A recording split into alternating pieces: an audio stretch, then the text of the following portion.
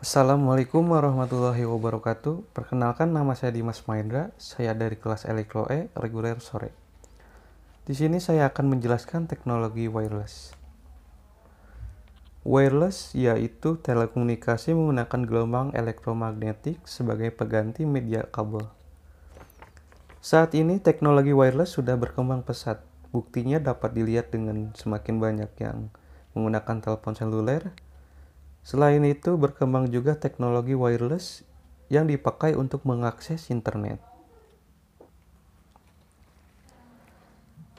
Keunggulan wireless: kemudahan instalasi, bahan berdimensi kecil, bisa ditempatkan di mana saja sesuai keinginan, dan mudah untuk dipindahkan. Yang kedua, bisa menghantarkan data dengan cepat. Sumber-sumber file bisa pindahkan dengan mudah tanpa menggunakan media kabel. Fleksibel dalam penempatan. Dengan menggunakan wireless tidak perlu menggunakan media kabel atau biasa disebut kabel, sebutan wireless. Untuk yang terakhir, mobilitas, bisa berpindah tempat asalkan masih terjangkau sinyal wireless.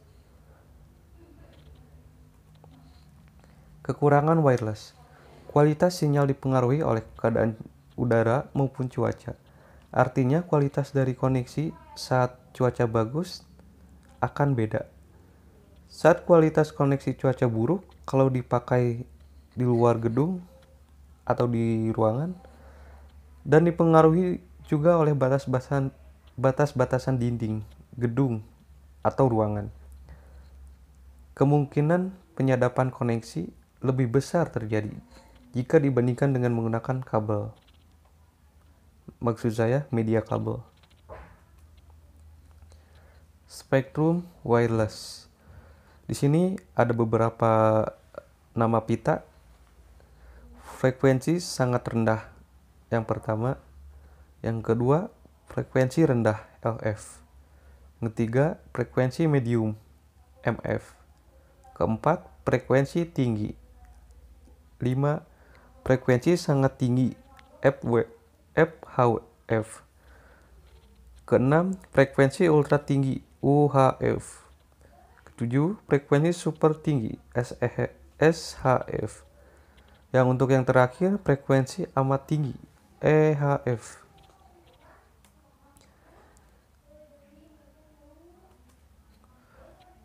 Wireless pada telepon. Pada wireless telepon terdapat dua buah proses transmisi, yaitu uplink dan downlink.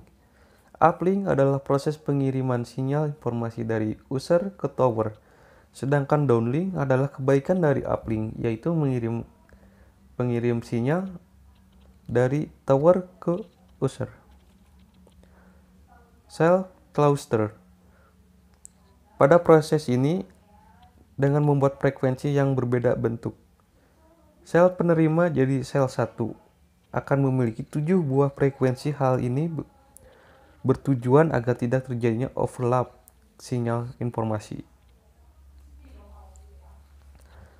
Teknik cluster. Di sini ada 3. Yang A, pada sistem FDMA, frekuensi divisi multiple access. Tiap kanal pembicara dibedakan berdasarkan pembagian frekuensi. Tiap-tiap kanal menempati suatu frekuensi dengan lebar band 30 kHz. Jadi hanya satu pemakai yang dapat memakai kanal frekuensi tersebut dalam setiap waktunya. Teknik FDMA dipakai saat sistem seluler analog seperti AMPS dan TACS. B. Sedangkan pada sistem TDMA, Time Division Multiple Access, merupakan pembagian waktu untuk meningkatkan kapasitas sistem. Satu kanal frekuensi dibagi lagi menjadi beberapa time slot sehingga kapasitas sistem lebih meningkat. TDMA diterapkan antara lain pada seluler GSM, di mana satu band frekuensi dibagi menjadi 8 time slot. Yang terakhir, CDMA, Metode divisi multiple access adalah teknik modulasi dan multiple access berdasarkan teknik spektrum direct squash, di mana pengirim sinyal menduduki lebar pita frekuensi melebihi spektrum minimal yang dibutuhkan. Dan ini berbagai masa generasi telepon seluler, masa ke masa, dari 1G, 2G, 3G, sampai 4G yang sekarang diminati masyarakat. Jenis-jenis komunikasi. SMS, Short Message Service, adalah salah satu tipe instant messaging yang memungkinkan user untuk bertukar pesan singkat kapanpun, walaupun user sedang melakukan panggilan data. Suara SMS dimaksudkan untuk menjadi alat pertukaran informasi antara dua mobile subscriber. Elemen-elemen utama pada arsitektur SMS terdiri dari Short Message SMS Service Center. Cara kerja SMS M-Banking. Maksud saya, cara kerja SMS Banking. Untuk memanfaatkan layanan SMS Banking, menggunakan harus berlangganan ke operator telepon agar dapat mengirimkan SMS dengan kode standar untuk nomor penyediaan layanan bulk. Service provider akan meneruskan pesan kembali aplikasi mobile banking. Aplikasi mobile banking ini terhubung dengan server pusat bank untuk melayani permintaan servis yang dibuat user. Respon akan dikirim oleh aplikasi mobile banking ke bulk service provider yang akan mengirimkan balik ke pengguna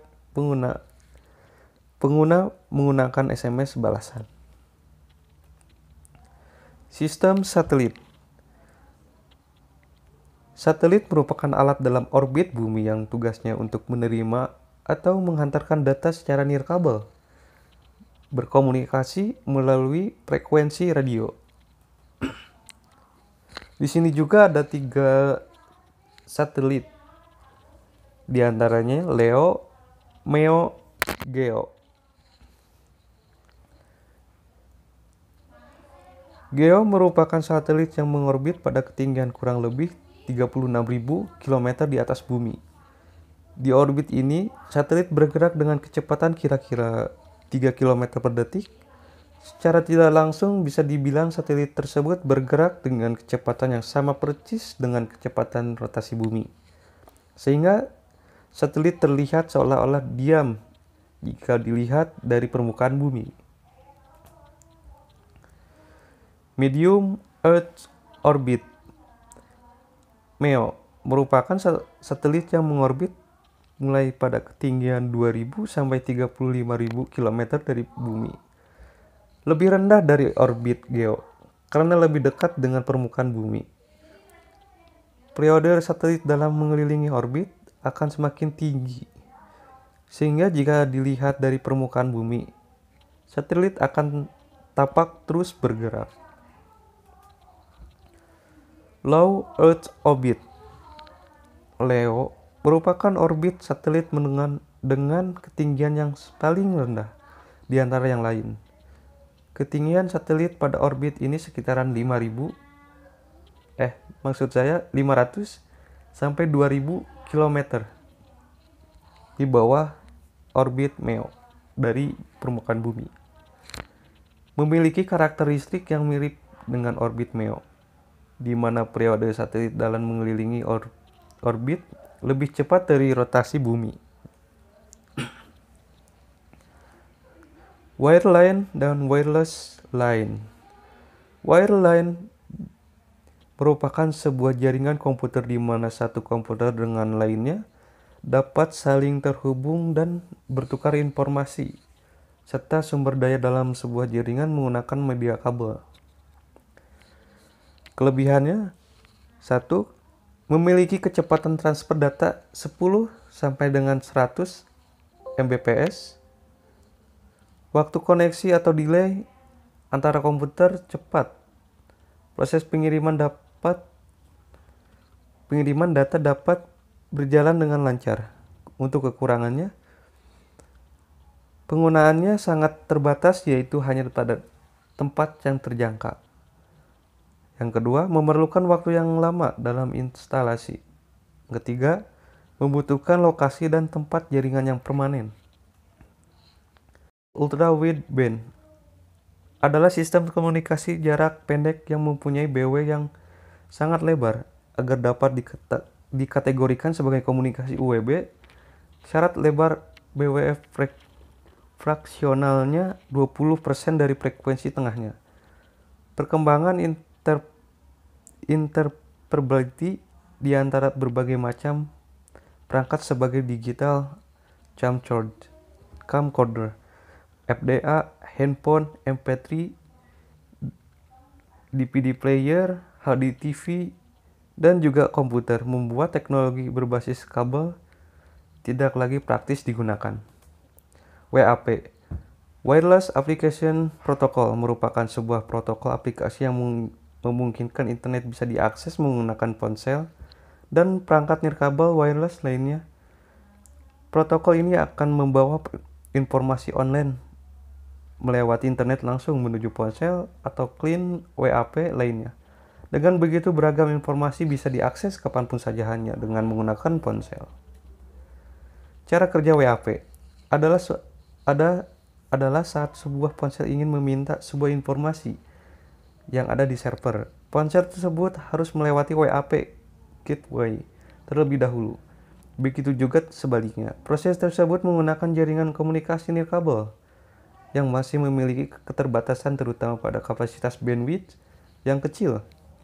Kapasitas ini tidak cocok jika digunakan untuk memproses informasi lewat protokol HTTP, karena protokol tersebut berfungsi untuk mengatur pengiriman informasi dari klien menuju server dan sebaliknya. Untuk mengatasi kesenjangan ini, kemudian diciptakan WAP Gateway yang berfungsi untuk meneruskan permintaan informasi dan ponsel tersebut menuju server melalui HTTP request dan sebaliknya. Dari server menuju ponsel, maksud saya, melalui HTTP response. Sekian dan terima kasih. Mohon maaf atas kesalahan dan perkataan saya. Wabillahi taufiq wal hidayah. Wassalamualaikum warahmatullahi wabarakatuh.